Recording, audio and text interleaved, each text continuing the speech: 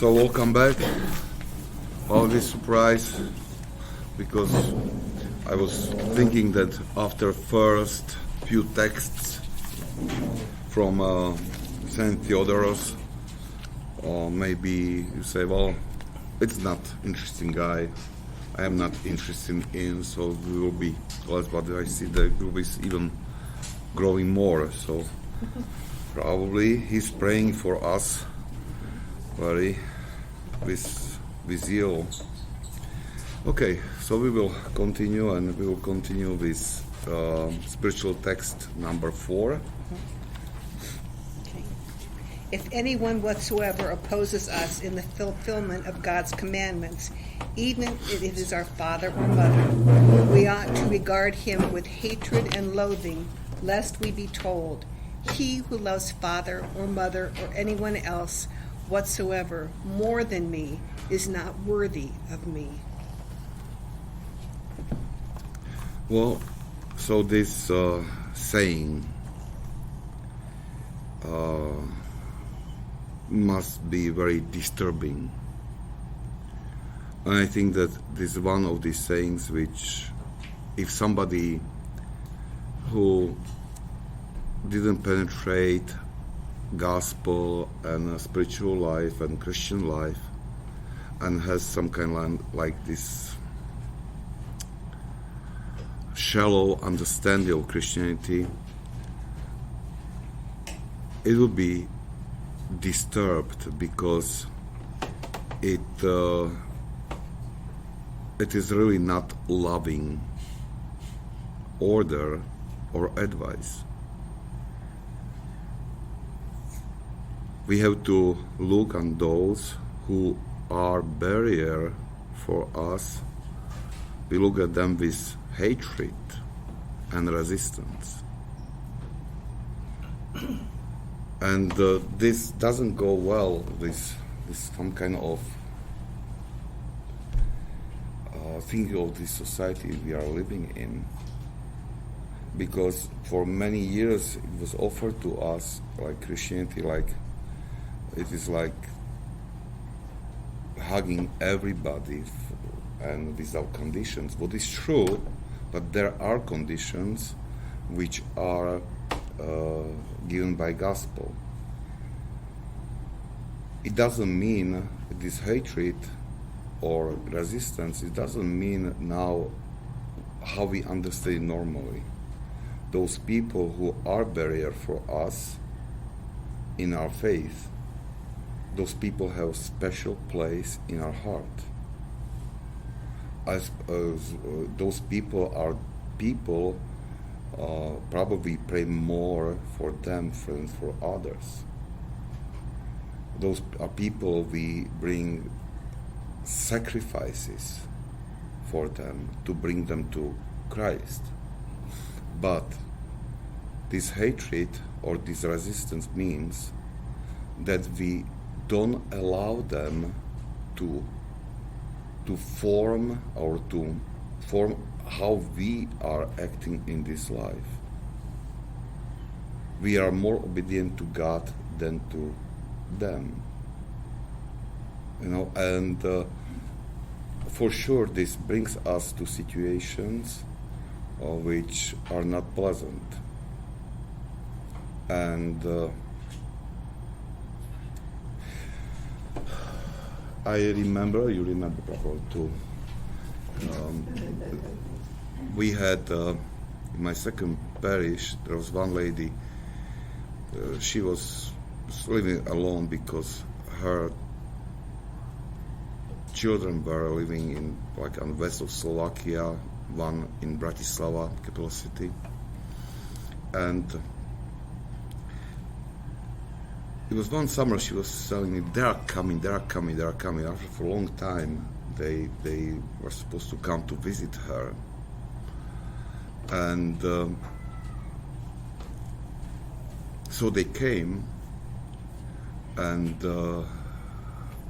it was not for a long time, it's like Friday, Saturday, and they were supposed to leave on Sunday, somehow at afternoon. I don't know what happened, but they were leaving like around before noon.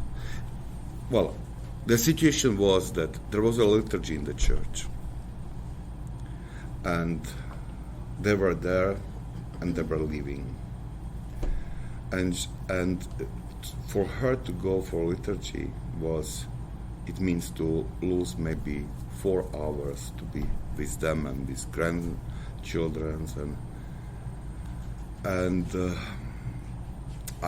I talked to her after liturgy because she was crying during liturgy, and I said, "What is going on? It's well, you have visitors, so you should be happy." And she explained me that they had to leave earlier, and she was inviting them for the church, to come to the church. They refused, and they forced her, "Are you going to the church? You are not going to spend time with us, these few hours?" And she said, "No, if you must leave, so leave." So she said goodbye to them, and she went to liturgy. But, well, if you take, she had to walk 20 minutes to the church to be for rosary, then liturgy, and so it took a lot of time. And it was almost visible how much pain she had in heart. For sure, her heart was full of desire to be with them. But the other side, she didn't want to skip liturgy.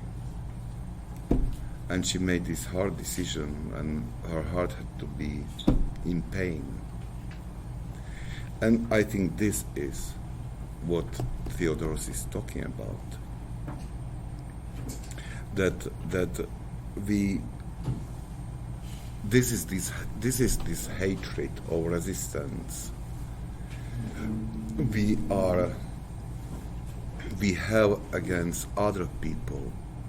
It means that while we are not making compromises, there is no compromise, because what we are going to gain if we are friends with them?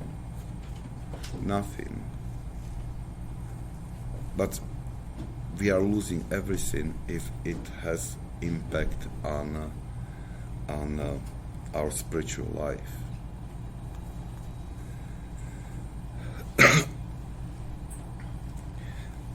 But it is constant temptation for us, because on one way we want to be loving, we want to be close to others, we want to really embrace them,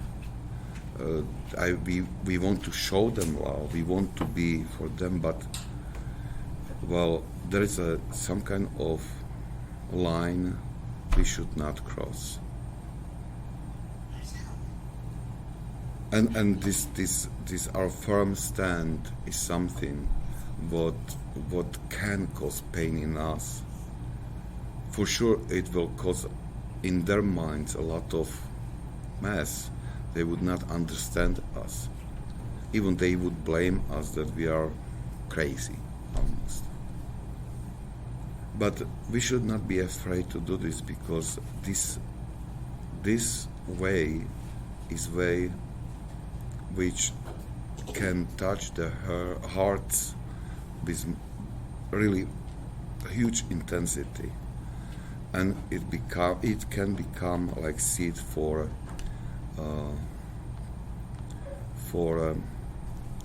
their conversion in future, because it will cause a lot of questions. But it is way of cross. It's not easy. And another thing is that many times we will not find support for this, even among Christians. And there are so many things, this some kind of short messages, and we can see on social media some kind of if there are from Holy Fathers, it's great because they say something, but many times you have these Christians, some kind of messages which are not correct, but they have this appearance of Christianity. It was several weeks ago, maybe months ago, somebody posted there that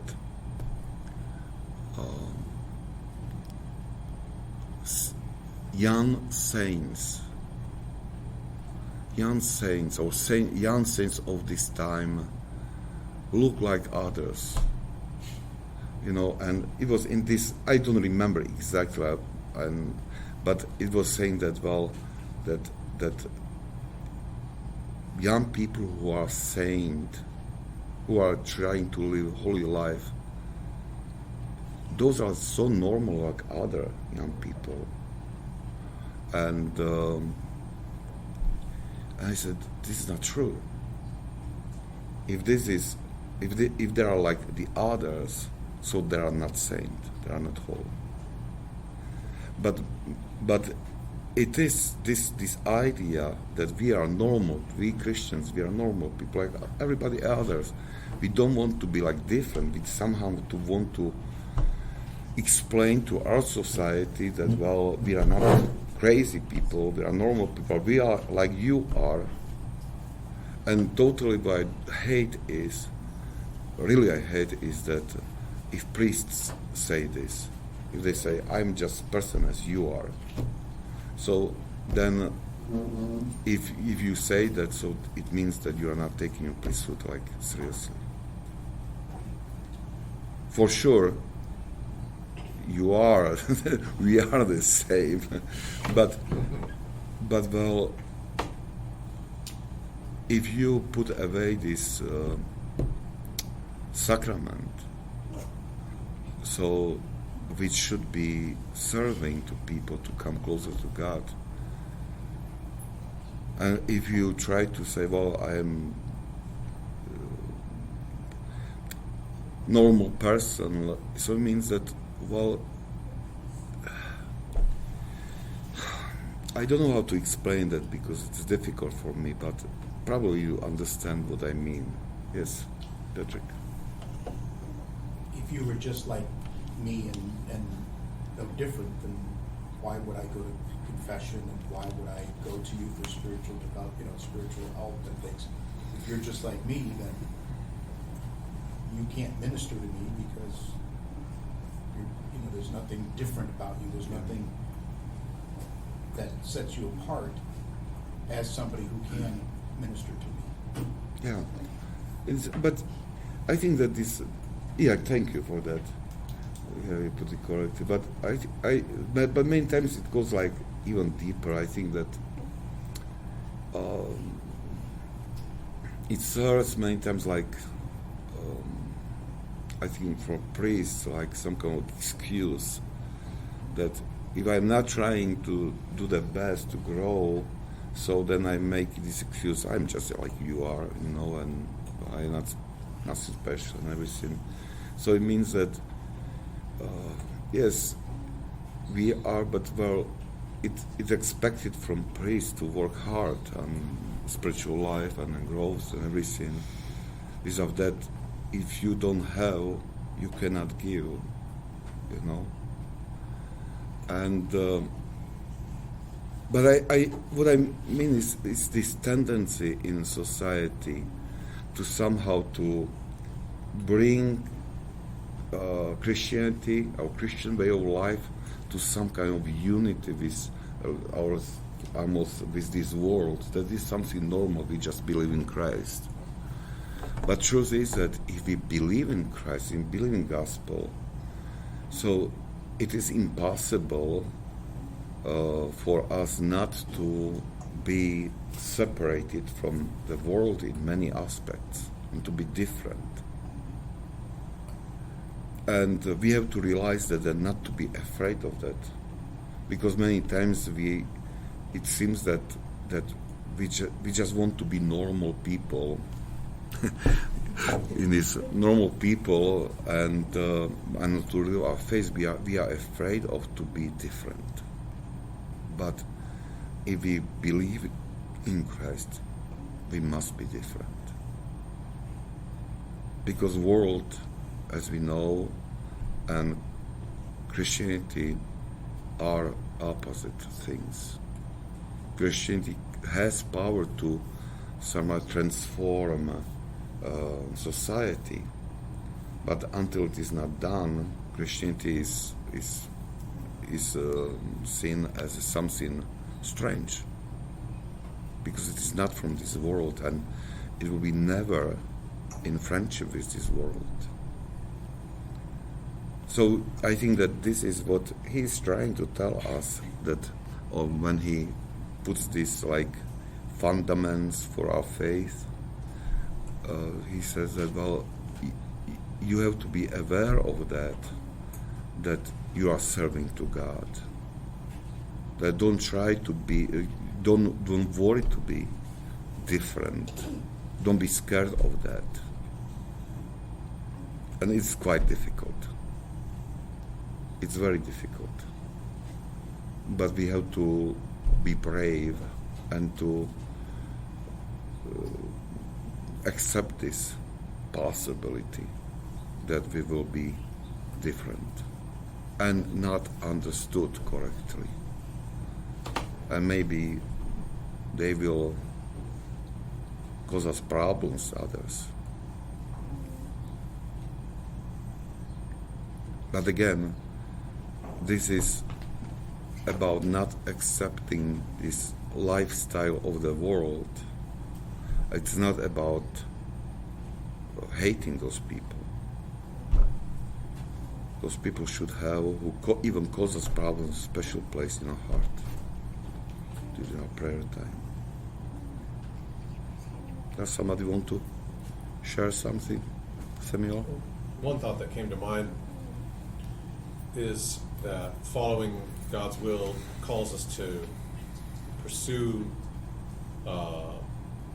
something higher, and so it's just a fact that whether we're talking about the priesthood or Our Lady or the angels or the saints, there are those who have reached higher states, and I think the enemy of our souls wants us and tempts people around us to be jealous, and without even realizing it sometimes, and try to pull you back down. Mm-hmm. Yeah, many times it is. That's the enemy. It was the enemy's first sin, was wanting to be like God and hating that there would be lower creatures who would be ranked higher than him. I think that this is difficult. I think that maybe you are younger. I think that probably you have more experience with that. You see this tension, especially when you are still more in a community with others through schools and studying, and you are exposed to this tension more than those who already have families, because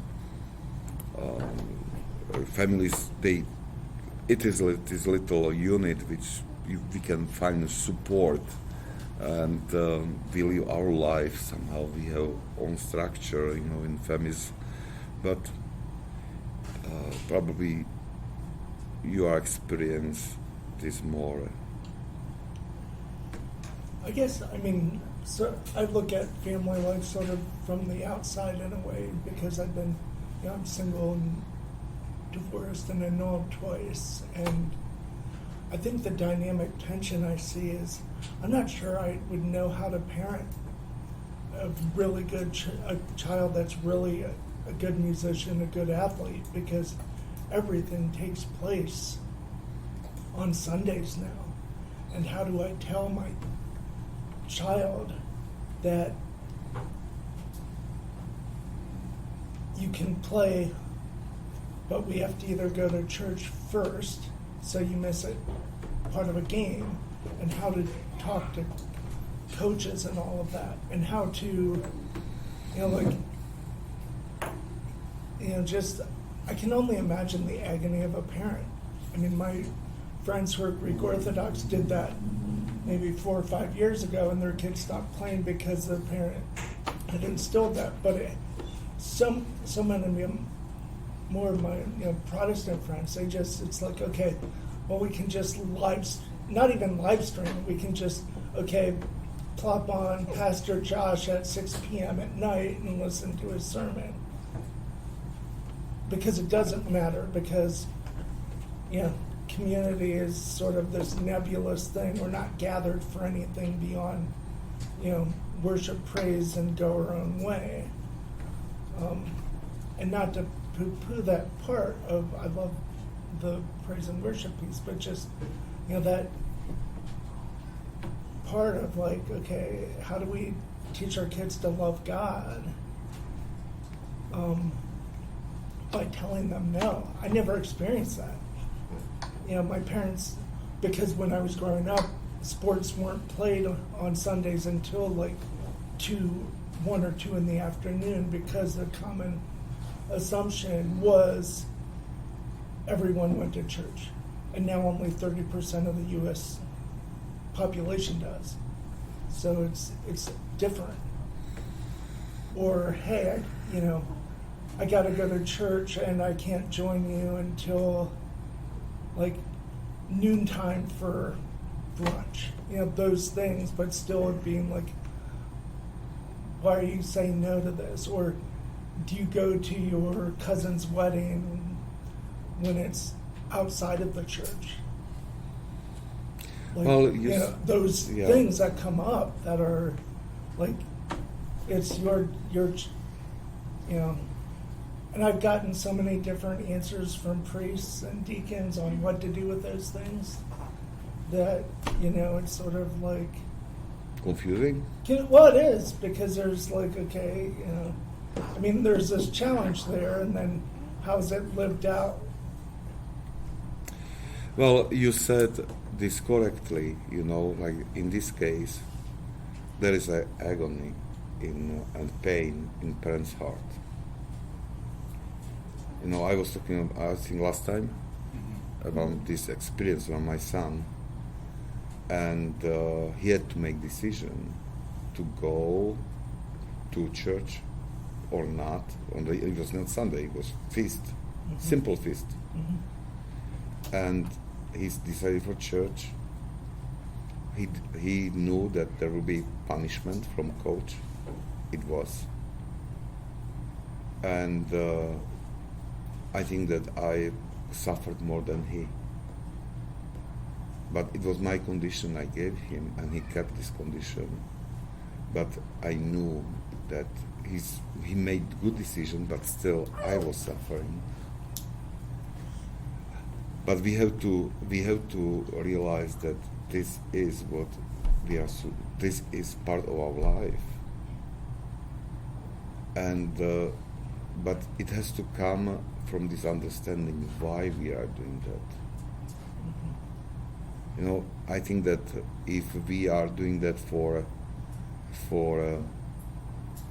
eternal life, our children, we want them to live forever. We want them to live in Christ. So then, yes, the same thing as we suffer if they go under some kind of procedure, physical and doctors, painful, but we know it will bring them health. So even we go through pain, we let them to go through this experience. And one thing, another thing is what value is sport. We have to see the value of these activities. We have to say, well, what value does it have? Okay, world gives value to this, but we have to live in truth to put real value to that. And if you do this, if you don't count some kind of physical condition they can gain through practicing, otherwise there's nothing. So it says many times about values of parents, what they prefer, what they see as a valuable. And but again, you said correctly, and not only that, but all these things which go under this text, we are doing with pain. How many times we choose or we see that it's not correct to go somewhere because we would support sinful behavior, and we say no, even we love those people, and we suffer because we are saying no to them, but we know we cannot do this because it would be dangerous for our spiritual state, or it would be like bad testimony. So it is always connected with pain. It's not easy for us, and we have to be prepared for this pain. Somebody else? No. All right. So let's continue. Let us bind ourselves with all our strength to fulfill the Lord's commandments, lest we ourselves should be held by the unbreakable cords of our evil desires and soul-corrupting pleasures, and lest the sentence passed on the barren fig tree should be passed on us as well.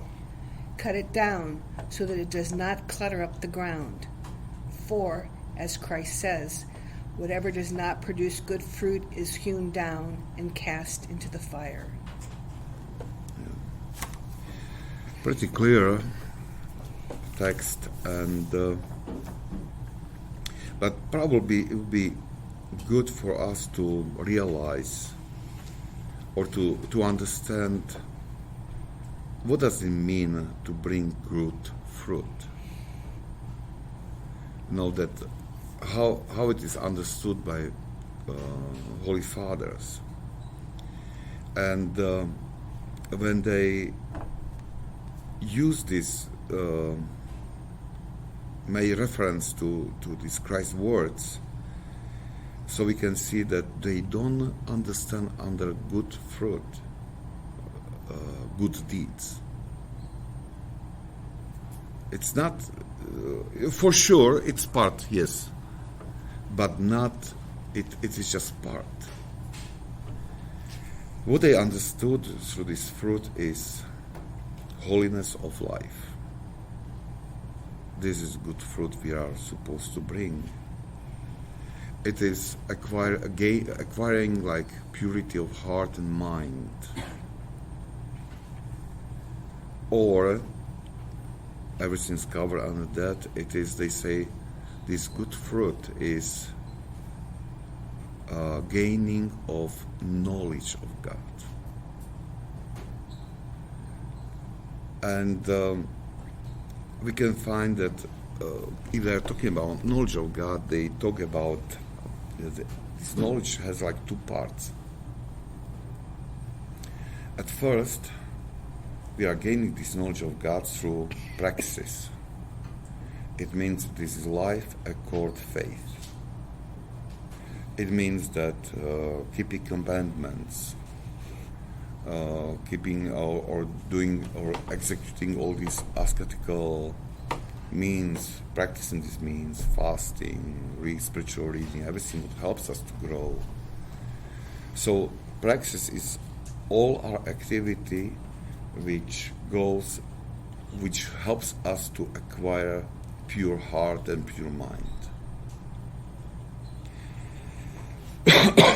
And theoria is the second part.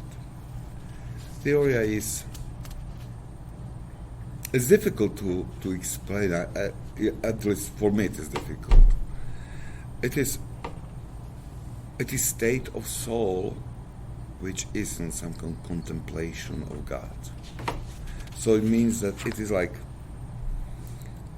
light which penetrates soul, and we see and understand everything with clarity we didn't have before. And this is the result of this praxis. When we keep commandments, when we try to live life according to God's will, we are gaining purity, So we are entering slowly to the theory. It means to deeper and deeper contemplation of God. And well, it is like gaining more and more light through in which we can see with clarity our life, even God. Well, we can really understand Praxis, this first part, because we know how to do this and we have some kind of experience. This contemplation of this theory, we can read a lot about that, but we understand it only when we come to this through our own experience. I remember somebody wants me so badly. I'm sorry, I'm going to turn it off.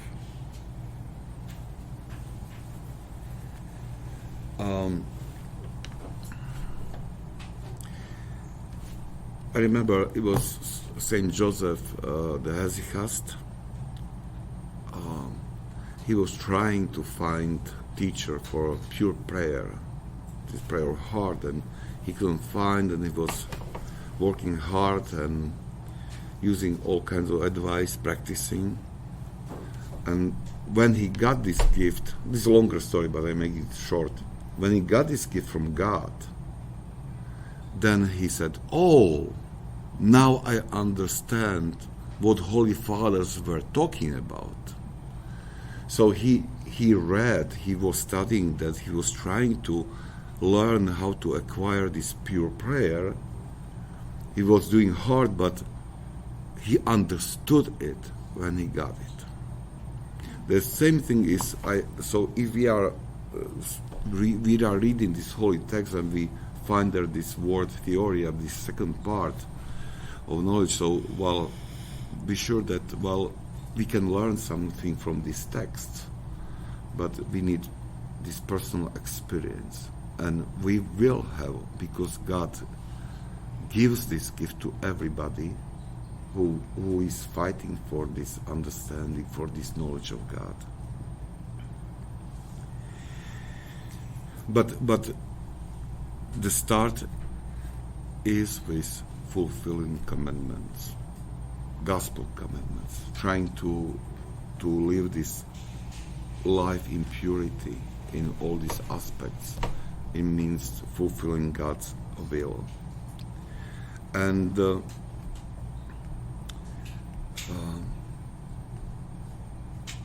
there's a nice, what I found, one thought, I don't remember who said this, but he wrote that commandments are icons of Christ.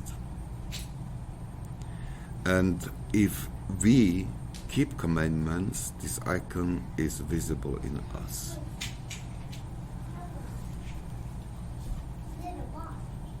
So we are gaining this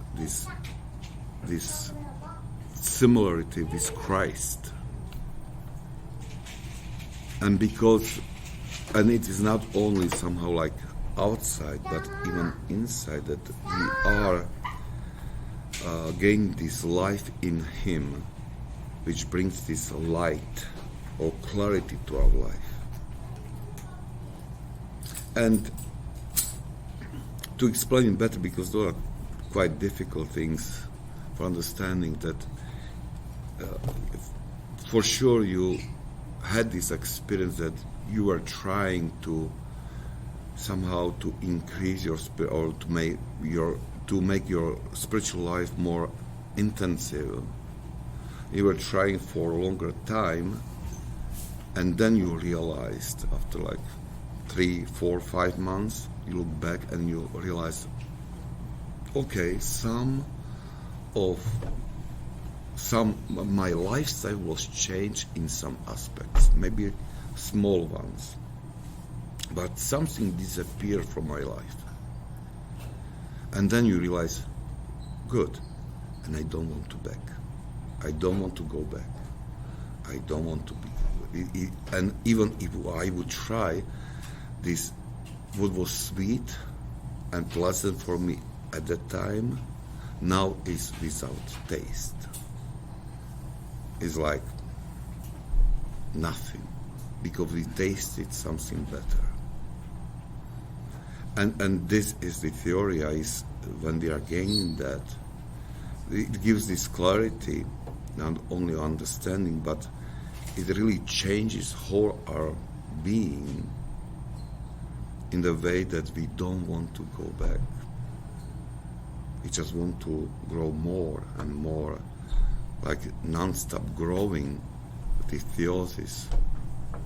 So, Oftentimes we've talked about wanting to change your life to keep the commandments requires simplicity, requires simplifying.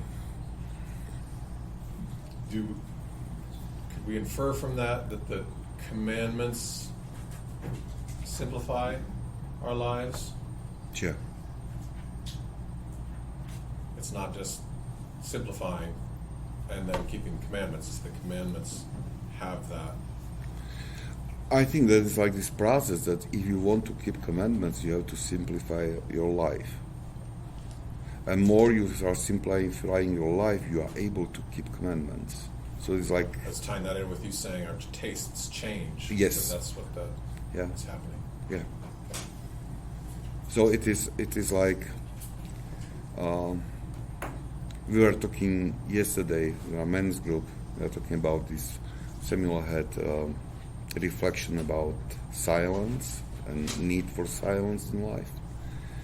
And I think in discussions came this wonderful idea that, well, to transform these men's caves to space when we, man, can have our own moment of silence, you know. And I don't know who told that, but I still it is in my mind. I like this idea very much. I was talking during this another class I had today for Slovaks. I said that I am so. This our man gave me a wonderful idea. But yes, it is if and they like that, this idea, man. And I thought that, well, if you try to do this, you have to simplify. You have to adjust this man cave, man den, or whatever, you know, in that way which would support this silence. So you are transforming something, simplifying something, and from that some kind of fruit is coming.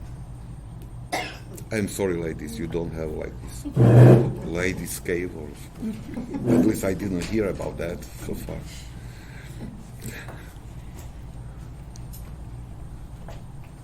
Okay. They actually get the whole house. All right. They'll get the rest. All right. Okay. Let's. Okay. Two questions. Oi. Yeah, I know. The first one is, where and how does the liturgy fit into the Praxis Theoria relationship? Is it like on the Praxis side, or is it somehow related to both? Or I think it. If you mean mass now, or well, and the divine office, like the Yeah. whole liturgy. Yeah. so, I think the beginning it belongs in our practice, and then when more you purify your soul and mind, so it goes from practice goes to theoria, because then it leads you to this contemplation. You know, probably you heard Padre Pio. His mass was 4 hours. Yes.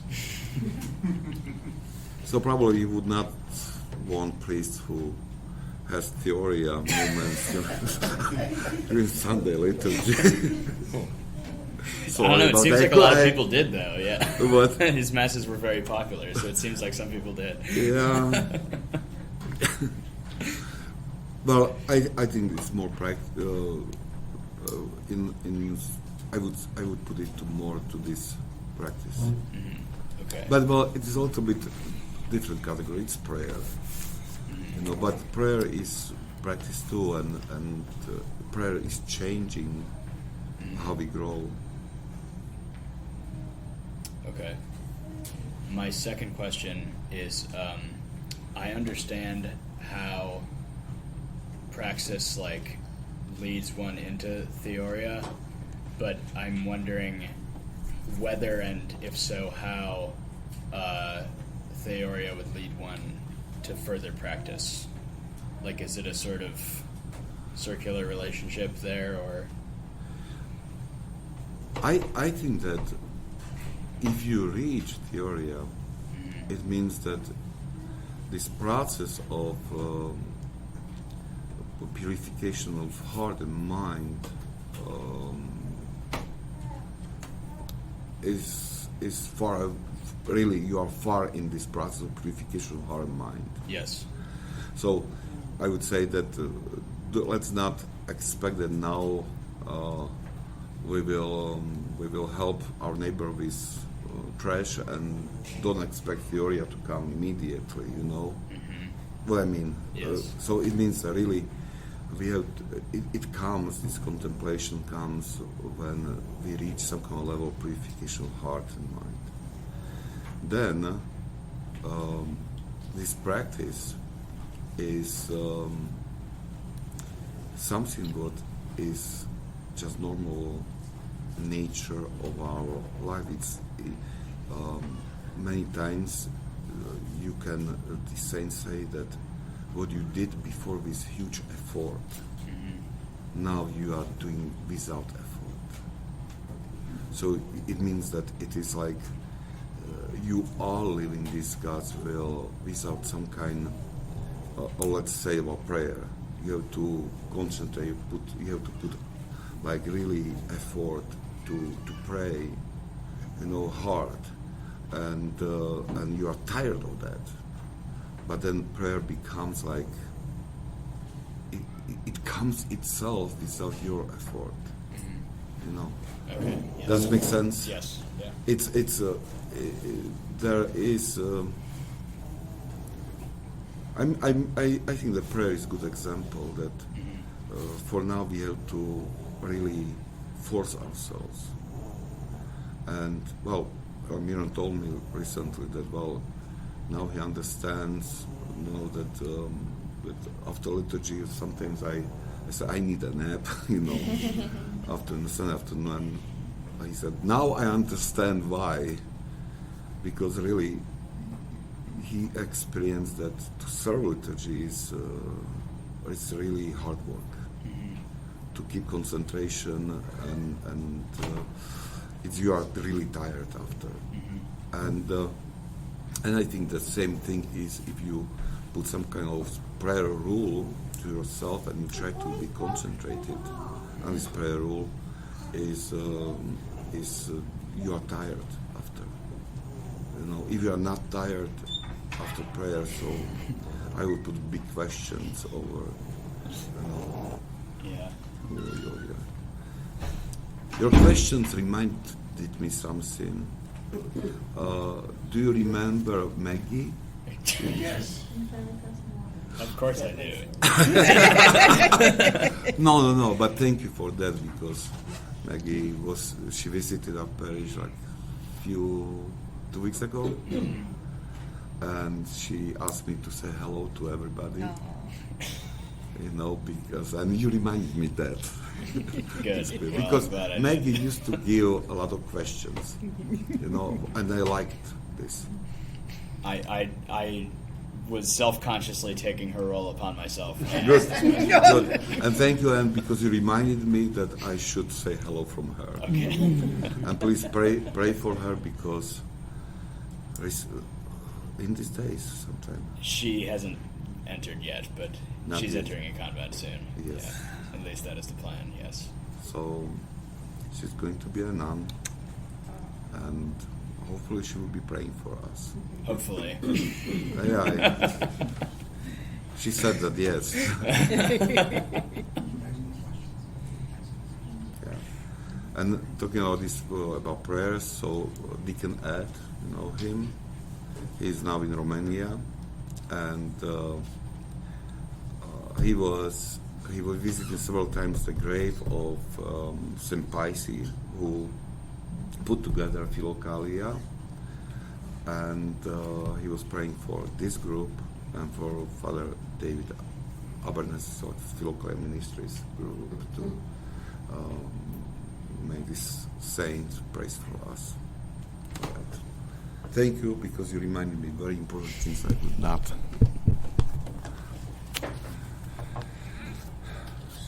Let's have another text. Okay. He who gives himself to desires and sensual pleasures and lives according to the world's way will quickly be caught in the nets of sin. And sin, when once committed, is like fire put to straw, a stone rolling downhill, or a torrent eating away its banks. Such pleasures, then, bring complete perdition on him who embraces them. Very clear words. I don't think that they need a lot of explanation or thinking, but I like this. I like this his comparison that it's stone rolling downhill, and I really it is what is our experience when we relax our attention, when we are not vigilant enough, and many times we let the temptation to take us because this is a small thing, this is nothing, but then we just have this,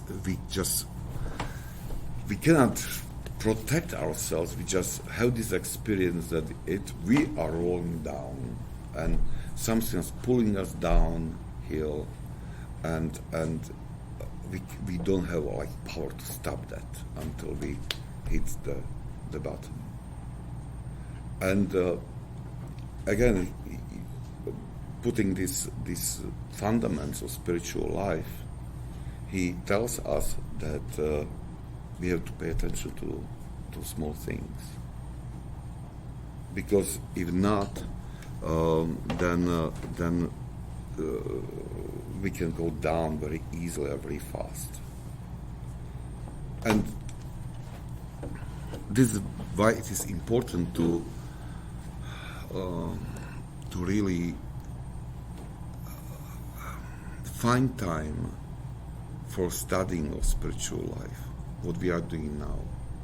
So spiritual reading of the saints and works of the saints and gospel especially, because we have to pay attention not to lose this sense in our soul towards even the smaller things. Because if we don't pay attention in interaction with the world, we can easily lose this ability to see danger immediately. Like a person who works hard with his hands as a job. So if you touch his hands, they are like hard. And even the person has no ability to sense like this not gentle. What's the right word for that? Delicate things, and to really to recognize this small Subtle differences, yes, because of this, yes, of his hands. This is like if you know surgeons, how they pay attention what they are doing. They don't allow, they don't do anything what would cause to lose sense in their fingers, because then they will be not able to make these correct cuts. And the same way we have to guard this sensitivity of or this sense of our soul to be sensitive to everything what is sinful or dangerous, and what can bring temptation. So it is not only to say no to provocation, which comes as a temptation, but we have to really create this environment which helps us to be sensitive to everything what can afflict us in that way that we would start this process rolling down. Makes sense? Yeah, with leading a family, it's amazing how it can affect a whole family. His leading thought is that it's when we are giving into desires or even sensual pleasures, and sometimes you can be tempted to think that you're doing something good for your kids to allow them to indulge something that they would enjoy, and by the time the whole event has taken place and you finally reined back, all the enjoyment was taken out of what you were trying to do for them, because it was indulgence, that there's some sort of protection God or discipline God gives to remove the pleasure that you were intending to have, and it can take the whole family with it until you put a stop to it. Yeah. But yeah, you're right, and I recall that what as Syrian is saying, and probably I will be not perfect in exactly to cite his words, but he said something like that: when your fault is small or weakness is small, take it out from your heart immediately, because if you leave it there, it will spread through whole your heart, and then this will become your master, and you will become like slave. And so it means that even the sounds like we would say innocent evil, or even innocent sin, something what doesn't have like huge significance, it's nothing, but we have to see everything as a thing which has potential to make us slaves. It means take us away from promised land, like into Babylon exile.